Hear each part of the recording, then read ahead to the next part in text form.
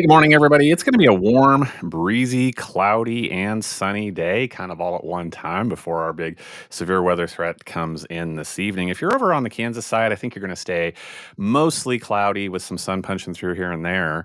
Over on the Missouri side, I think we get some sunshine this afternoon. That's the way of it in the daytime hours today.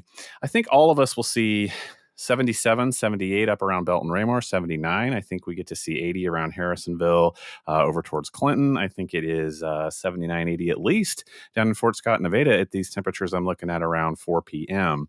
So that's the way of the daytime. Tonight, I have pulled up this graphic as we start to talk about our severe weather and what I see that has changed. And I'm going to look at this Kansas side a little bit because I just have a feeling looking at the data that we're going to be talking a little bit more about this south and east portion of Kansas first, and probably the most. I'm a little bit unsure what really makes it over into west central Missouri in terms of severe status, not in terms of rain and thunderstorms, but I'm talking about supercells and tornado outlook. And so I think we're talking about this area. We're definitely talking about northern Oklahoma. I'm pretty confident that we'll be able to pick up the tornado chasers and storm chasers tonight. I'll get to look and see what they're talking about down there first. I think this area will be, I know that area is exactly where they're going to be headed. The 2 out of 5, slight risk, the yellow, hasn't changed much, reaches all the way still over to Jefferson City, so keeps obviously all of us in west central Missouri in that. No significant change there. So let's go ahead and look at data. I'm still picking up around the 10 o'clock hour.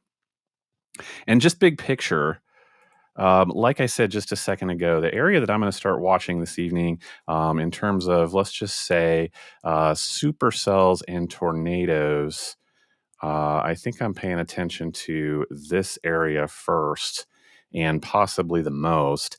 And then if I wanted to reduce that down and I wanted to say I'm just looking at supercells and strong thunderstorms, it's the same area, but I'm probably going to come over here to this area as this moves to the east. That's the data that I'm seeing. That's just kind of a big picture summary. Let me break that down just a little bit.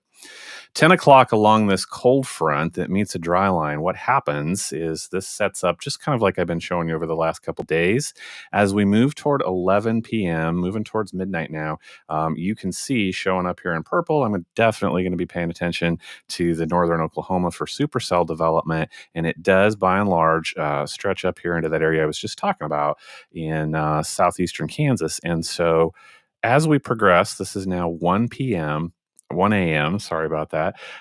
Moving into west central Missouri. So off and on, but it is this area down here that I am concerned about still. I'm in the southeastern corner of Kansas, still looking at supercell development, and those tornado parameters are not zero across the area, but they're just a little bit stronger over here. This is what I become a little bit less certain about. This particular data says that supercell threat persists, and I'm going to go ahead and show it to you just because we are certainly not out of the woods as this comes across over into west central Missouri, kind of on the southern parts of our counties. I'm looking at Appleton City, Fort Scott still on the Kansas side, Nevada, Eldo, Stockton, all the way down towards Carthage, Lamar, Newport, Lockwood for supercell development. This is what is questionable to me. I want to go ahead and put this up there. It's absolutely possible, lots of factors, but I'm not so sure about that. I think that we will start to see some weakening.